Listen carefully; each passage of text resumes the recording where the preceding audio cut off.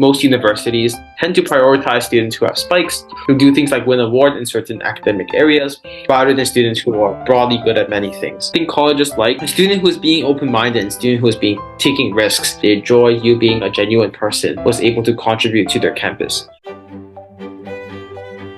Hey, I'm Justin. I am currently a sophomore at Johns Hopkins University studying international studies and economics, and went to the Loomis Chaffee school for high school. Most universities tend to prioritize students who have spikes, who do things like win awards in certain academic areas, rather than students who are broadly good at many things. But outside of this, I think specifically these students are driven. And how do you show that you're driven? I think there's a variety of ways to do this.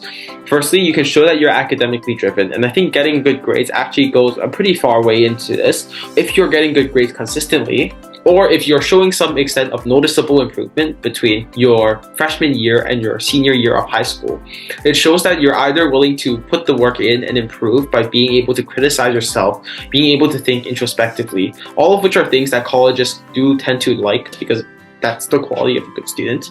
So I think there are a lot of implicit values of students that can be derived just from the fact that whether or not they're doing well in school, or noticing specific academic trends in students, i.e. if they're doing really well at the beginning of high school and then doing maybe not so well in their junior year, therefore signal to the inverse to colleges where, for example, the student can respond well to pressure and they might not look on the application as fondly.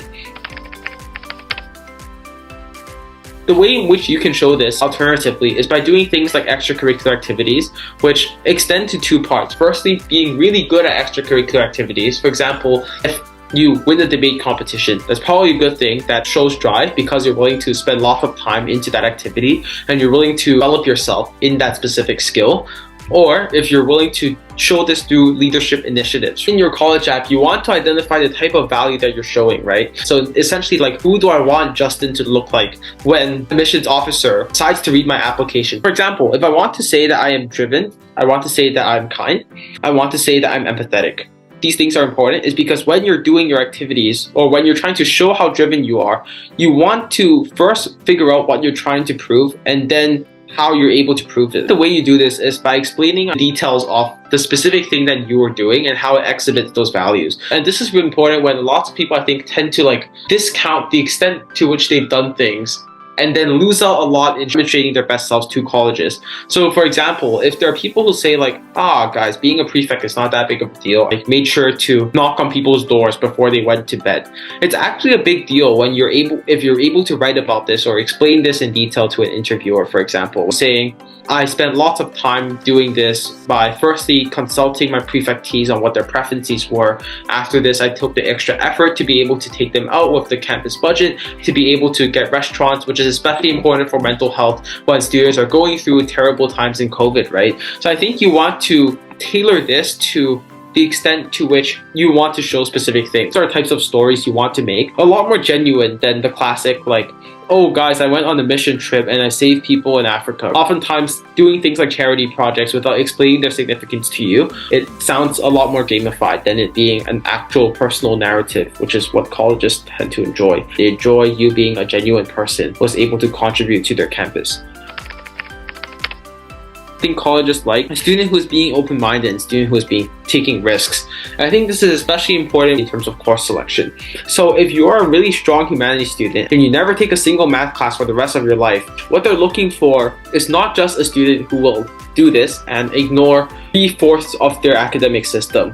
There's firstly an academic significance to them wanting to admit students who are able to excel in a variety of their courses, but secondarily, I think students who are able to pick a variety of courses and being able to excel in all of them, regardless of different levels, at least shows the fact that they're willing to take some risk and willing to explore other avenues of academic interest outside of their major, which I think colleges also tend to enjoy because this value often make presumably more open-minded and more competent students in the college's view.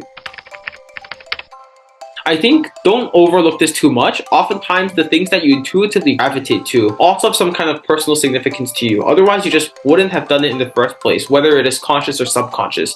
So for example, if I take a leadership role, why am I taking this specific leadership role and not all the other leadership roles that also existed on campus? Maybe it's more selective per se, and I think that presumably you took this because you enjoyed this a lot. Maybe there was a mentor who was in this role previously who was really inspirational for you. And those can therefore become the basis for explaining what types of values you want to show and why those things are important to you. But second, I think even outside of leadership initiatives, there's also things like topical areas or explaining why those things have significance to you. So for example, during my summer between sophomore and junior year, I did a research internship with a PhD student at Princeton, and we talked about whether the Shanghai Communique in 1972, which normalized relationships between China and the US, were productive. And I talked about that period in history being something that we should aspire to because of the fact that it signified a moment where the US and China were on good terms with each other and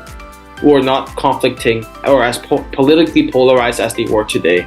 I think that was really important because first, I was able to talk about this and connect it to my own identity as being somebody who's from Hong Kong and also spent a lot of his time in the US, and being able to explain why this duality of culture of me shifted my worldview into thinking as to why it is important for these two countries, or generally for my identity, to be able to be welded together through international relations. And the reason as to why I think these types of narratives are really important are, the first reason is like you don't want to look really superficial.